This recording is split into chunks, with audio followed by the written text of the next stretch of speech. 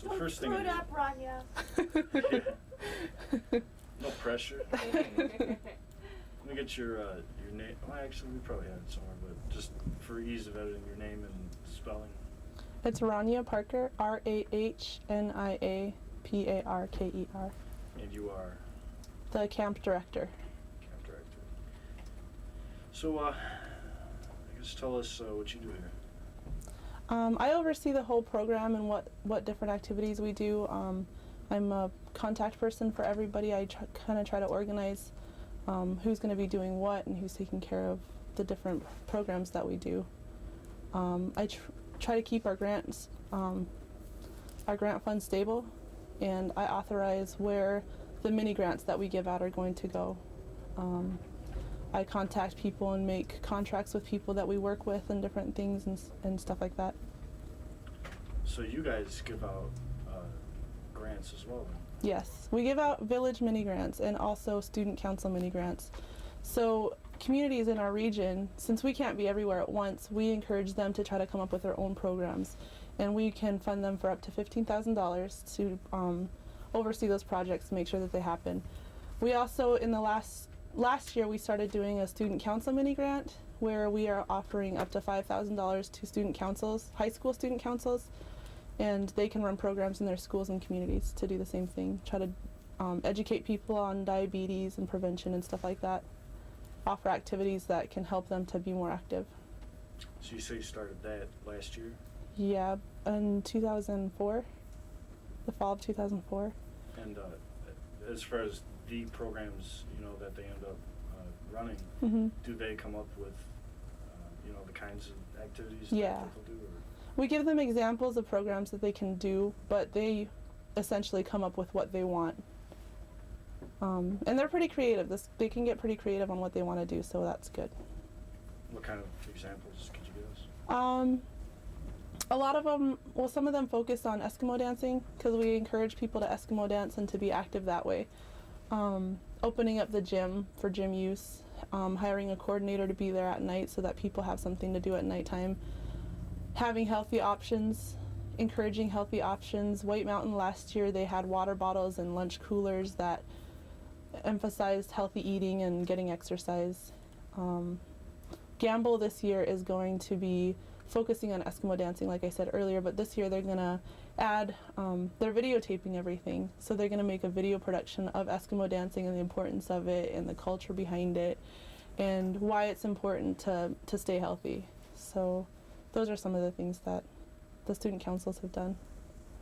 So diabetes, being more prevalent amongst certain populations like Native and, Asian and this and that, and then focusing on some of the, traditional things like Eskimo dance as a way to fight it. Mm-hmm.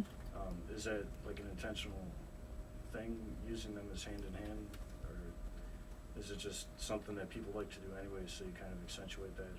It's kind of both. We highly encourage them to live a traditional lifestyle just because it is a lot healthier. You think about living 60 years ago where people were so active because they had to be to survive. The foods that they ate were not so high in carbohydrates and sugars. And so if we encourage them to do their traditional activities, they're a lot more active. And eating traditional foods, they're going to be eating a lot healthier foods that their bodies are adapted to, I guess. But they also enjoy being social with each other. I think that's one of the big things is also mental health, the mental health behind it. If they're social and having a good time when they're doing something like Eskimo dancing, then they're going to want to do it more often. I'm just going to videotape you. Good afternoon, camp. This is Rahnia. Hi.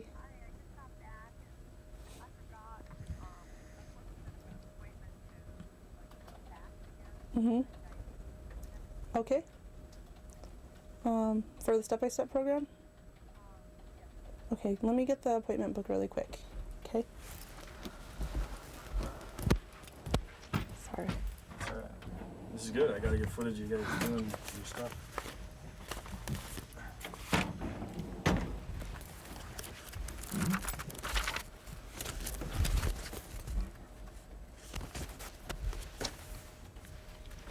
Okay.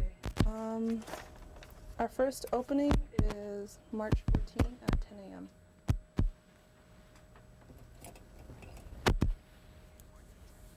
a.m. Yeah. You have to fast for 12 hours, so don't eat or drink anything except for water. And we highly encourage you to drink water because it's easier for us to do our test. Okay. And what's your phone number? Okay. Thank you. Yep. Thank you. Okay. How's your microphone there? Let's see. What were you talking about just for that phone? Just talking about mini grants. Mini grants. Yeah. Yeah, and so how the various high schools and that are doing. Just in the high schools, or you getting into the junior highs and that? Or? No, just high. Well, because the schools are so small in the villages, a lot of their junior high is involved in their student council, just whoever's on the student council. Some of the schools don't even have student councils, like White Mountain, so they just have like a class that the teacher is heading the whole project, and she has the kids work with her on doing the things that they do. So you say you started it last year. In the time that it's been going on, what kind of progress or response have you seen out of it? Well, the first year, it was just the 4 schools that were doing it, that applied for the grant, and then we actually brought them into a conference to teach them the things that we wanted them to go and the messages that we wanted them to bring out into their schools, and we invited people from the hospital, other departments, to see if they wanted to give them resources also. This year we have 8 people that have applied. Now that we've had the 4 and they were successful and they had the programs that they were running turn out really well, there's more people that are more into it, and so they're all participating more often. So it has been spreading word of mouth or something like that.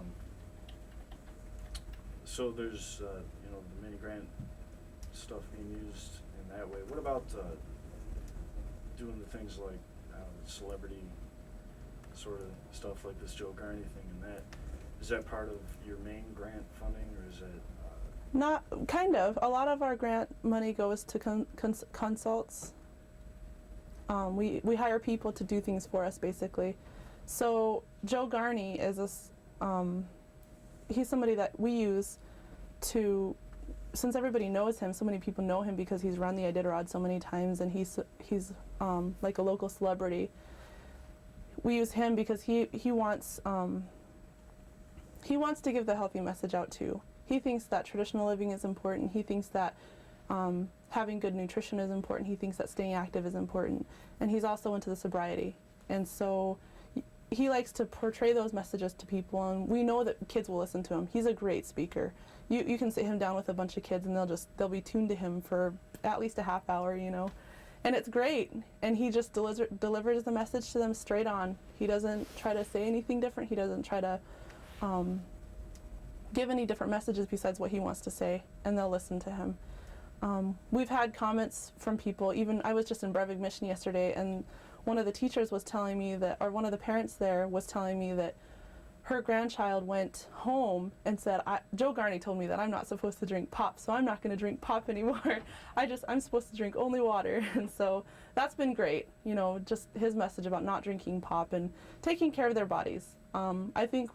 I love his analogy with his dogs, where he talks about his puppies and having to raise them, and he compares kids to being puppies that are growing up to be these top athletes, and he wants them to think about how they're feeding themselves and how they're supposed to be growing. And if he's going to feed his dogs junk, how are they supposed to become top athletes when they're adults?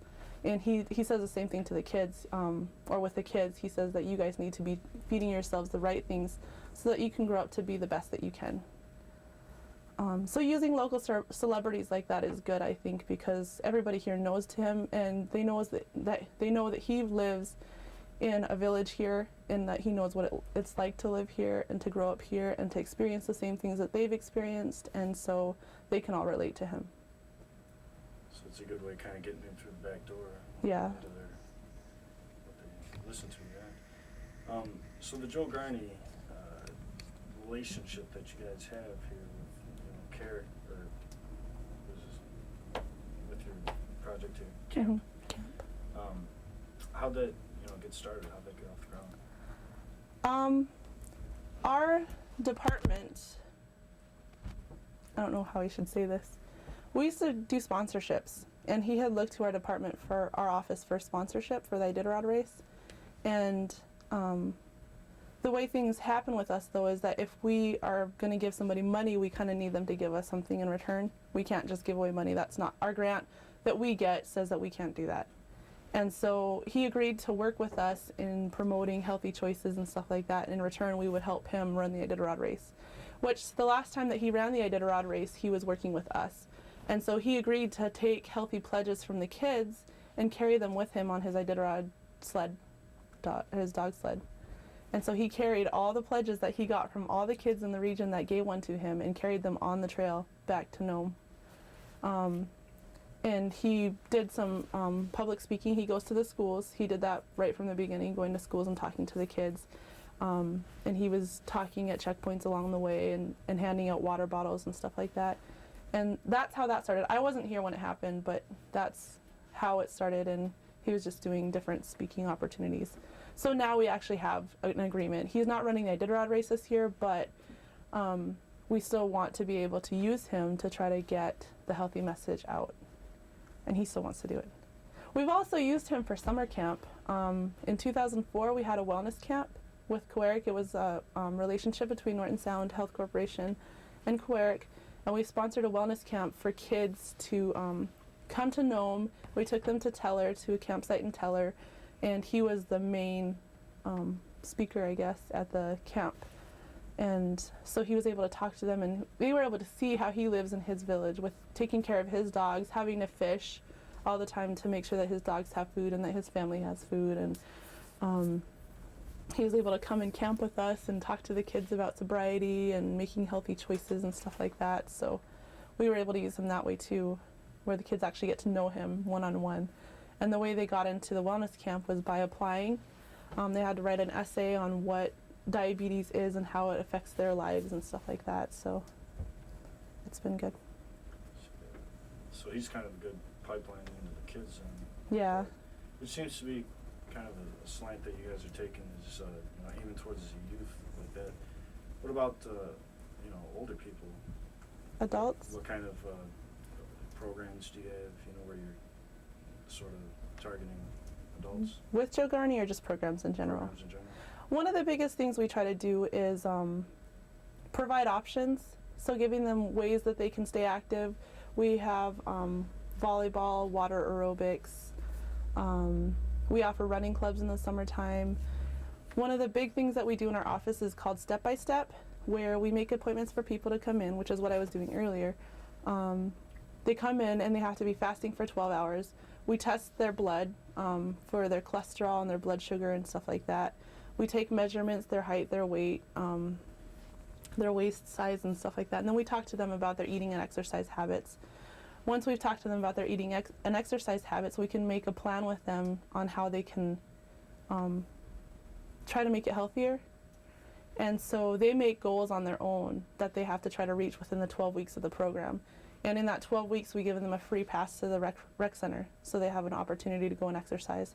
And there's different things they can do there. They can go and play basketball, they can play racquetball, they can use the exercise machines, lifting weights, and the aerobics programs that they offer out over there too.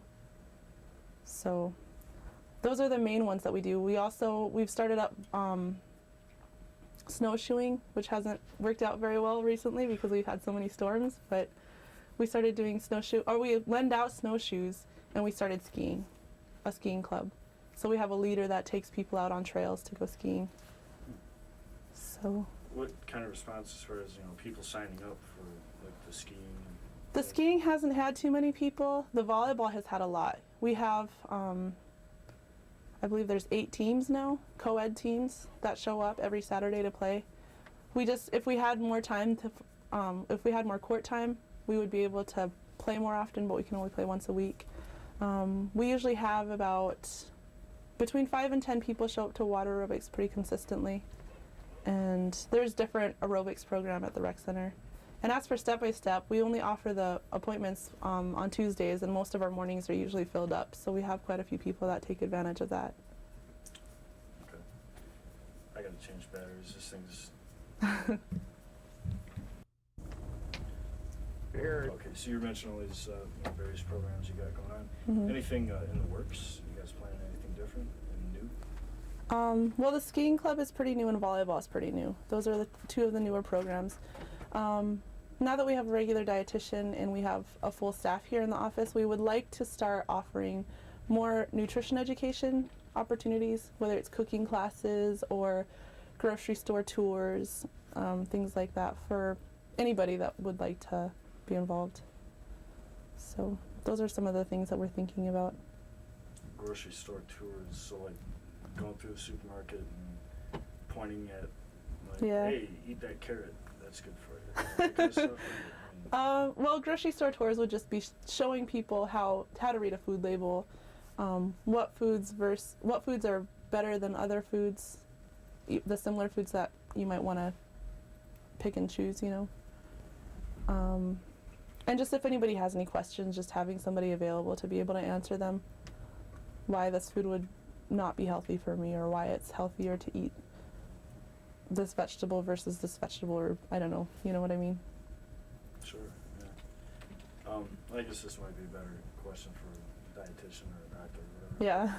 I mean, is there any like wonder food for anti-diabetes? I always go with, I think traditional food is just the best food that you can eat. I'm not sure how much Dr. Schofield told you, but foods that come from the ocean are just so high in omega-3 fatty acids, and they're just so healthy for you. Anti-inflammatory, they're healthy fats, and so they're going to help keep your cholesterol levels leveled out. We do have vegetation that we can get here. A lot of people just don't. I never realized it before, and I don't know if a lot of people know about it. Berries are always great, and caribou and moose are way leaner than beef or pork or anything like that. And some of the research that I had done, there was a graph that showed how much saturated fat is in beef, and then it compares caribou and moose. And caribou had half the fat, the saturated fat that beef did, and moose had half the fat that caribou did. So it's just a lot leaner than what you could get at the store. And so but as far as store-bought food anyway, I'm not sure if there's any wonder food. Just trying to stay away from the sugar is the biggest thing. All the soda and Tang and Kool-Aid, the things that I grew up drinking. See, that's one big thing, is that I grew up here, and so I ate a lot of the same ways and drank a lot of the same ways that kids did. I went to school at the Nome High School, and I drank a soda every day. I remember making sure that I had $1 every day so I could buy my pop out of the soda machine. And I went to college, and in high school I was very active, but once I went to college I wasn't so active. And by the time I came back to Nome, when I was finished with college and started working here in the camp office, I got tested myself, and I was never diagnosed, but I was probably borderline diabetes by the age of 23. And to me, that's amazing. I mean, if you look at the diabetes statistics, it's just amazing. You don't want to see somebody get diabetes that young. And I'm not here to tell people that they can or can't drink pop. I'm not here to tell them what they can or can't eat. I'm not here to force them to go and exercise. I just want them to know what the consequences are if they don't, and just for them to realize that it's real, that it can happen to them. So you have a pretty close kind of feel for this thing then. I mean, you're from this area, and you share a lot of sort of the same experiences, that the people that you're talking to did. Is that part of maybe what got you interested in this?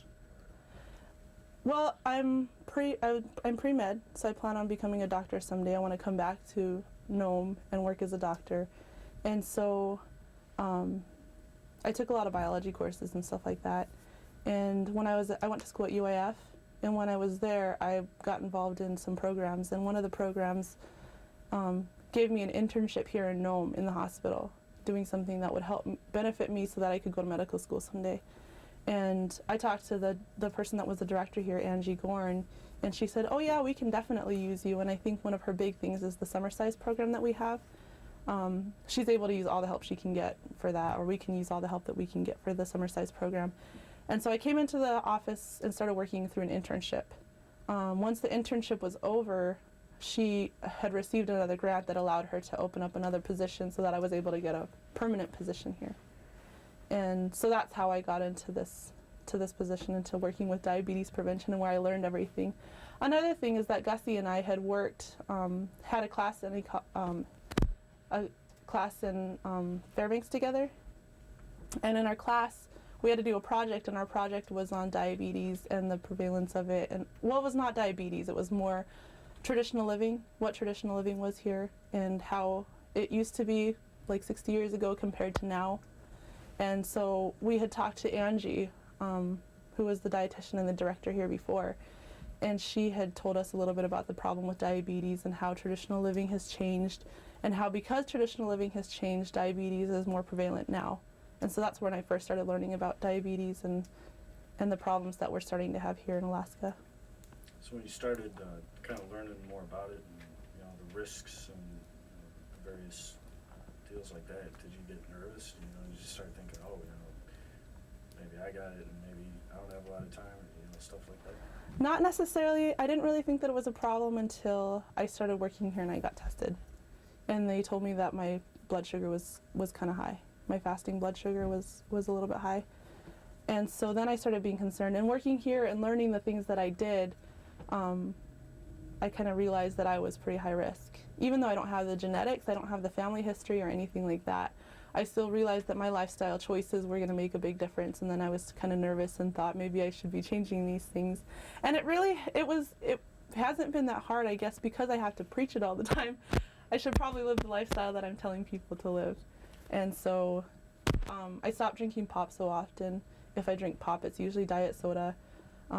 Stopped buying Tang. That was one of the big things I grew up on, was Tang. And just watching how much exercise I was getting, I started being more active, making a conscious effort. It's been great because we have so much support in this office. It's easy to say I'm going to go work out, and you kind of have to because you have everybody that you work with every day. And then my sister, I try really hard to try to encourage her to be healthy and to know that, I wish that somebody would have told me when I was in high school that pop every day is really bad for you. And you shouldn't be drinking it. Even though I was very active, I still shouldn't have been drinking that pop every day. And so I try to make sure she understands the importance of eating healthy, and she knows the importance of exercising. She's very active herself. And I try to encourage all the other kids that she goes to school with and the kids that I interact with to try to make healthy choices too, which is the whole goal of our office and the things that we do every day, is trying to encourage people to make healthy choices. Ingrain it, start them young kind of thing. Yeah. You say, did you have children? Is that right? No, I have a younger sister. Younger sister. But once you have kids, or if you end up with kids, you kind of see yourself as like a food Nazi kind of mom. None of this, none of that. Do you have any ideas on how you're going to approach, No, and that's a good thing to ask, because my sister gets really mad. She hates grocery shopping with me, because she'll ask me if she can get something, and I usually say no, but then she makes me feel bad about it. So I just try to educate her on why it's better to make a better choice than what she does. But I mean, everybody's allowed their treats, if I buy something for her, I say, I hope you're not going to eat this every day, but it's ultimately up to her, because she's going to get it no matter what. I can't dictate what she's going to eat every second of every day. Yeah, that's, so something with kids, especially you guys are trying to, make sure the kids are thinking about it early in that, but, even if a kid knows what's right for them or what's wrong with them, children being, young like that, they kind of just do what is the immediate payback kind of thing. Exactly. So what do you think about, ways of, because it's like a big undertaking trying to change. It's almost going against human nature. Yeah. Well, we've had examples where Angie and I, when she was still working here, we used to go out to the high school, and we've been called the Pop Patrol and the Pop Nazis, because we were trying to get them to not sell pop out at the high school, and we have a lot of resistance just because it makes the athletic funds a lot of money. The pop does, because there's so many people buying it out there. They do want to change it, and they're working towards making it so they're not selling pop out there, but we had a lot of kids that were really mad at us, and they wrote letters in the newspaper talking about how we're trying to stop them from having pop out at their school and how it was their right to have pop and all this stuff. But one of the easiest things recently that I learned to do, there's one kid in particular that always, whenever he sees me, he's like, hey, look, I have my pop. You know, just so proud that he has his pop in front of me, and I'll just tell him, you know what, I don't care if you have your pop, it's up to you. I said, all I want to do is tell you why you shouldn't be drinking that pop every day. And once they know that I don't care that they have a pop, that they're not really rebelling against me, then they're just like, okay, well, what was the point of that, you know? So I guess one of the ways that I have been approaching it lately is just that way, just not telling them that it's not me saying that I think that you shouldn't have this pop. I'm just telling you why you shouldn't have it, and that it's up to you. It's your decision whether you want to do this to yourself. And I use myself as an example because I was exactly the same way. If I was in high school and somebody came into the school and told me that I shouldn't be drinking pop every day, I'd probably would react the same way and just say, yes, I'm going to have my pop. Who says I have to listen to, you know? So I try to take that aspect of it and adjust it to how I would have reacted, I guess.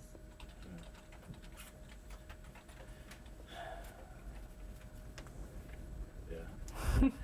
I don't know, I guess I'm still just kind of thinking about the way that, you know, there's a certain age at which kids will start actually taking some of that to heart. You know, before that, you know, it was maybe around elementary school or something, they'll just basically do whatever their parents tell them to do, and that's whatever, even though they'll probably try to sneak a candy bar or whatever, and they'll just completely not care about their future at all. Yeah. You know?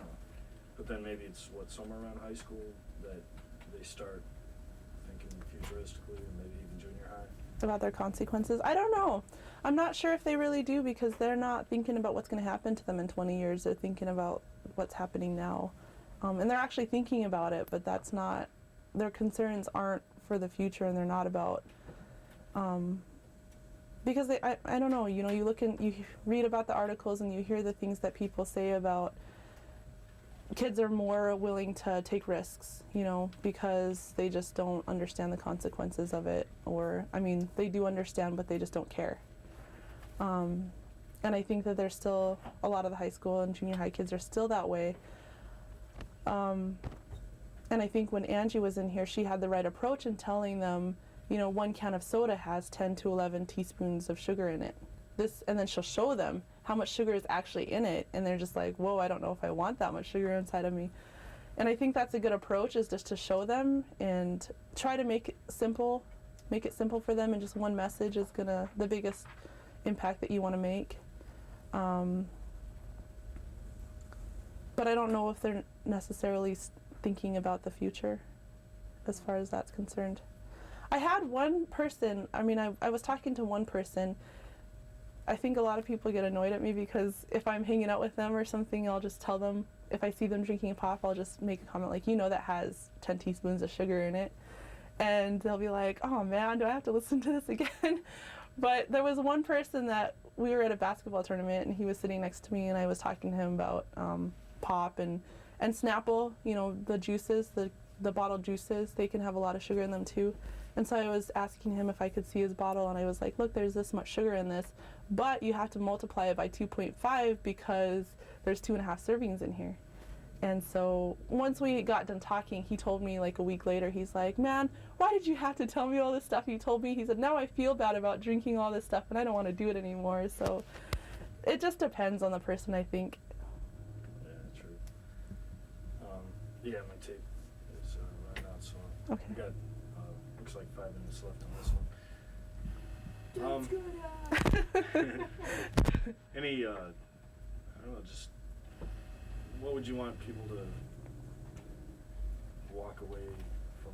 Say they watch this on TV. What would be the message? I guess don't eat too much sugar or whatever. But Well, I guess any like cool like catchphrases or anything you guys got? Or? Our biggest message is just to be aware, just understand what, we want people to understand what they're doing and to make the choices according to that. Just understand that, a soda has 10 to 11 teaspoons of sugar in it, that juices have a lot of sugar in it themselves, that exercising is one of the easiest things you can do, even if it's just walking, just to make the healthy choices, and there's a reason that we're trying to help them to make those healthy choices. We don't want to live in a future where everybody has diabetes, and we know that it's preventable at this stage. We know that here in Alaska, here in this region, we have a choice. Everybody in this region has a choice of whether they're going to get it or not, by making the right choices, the right lifestyle choices.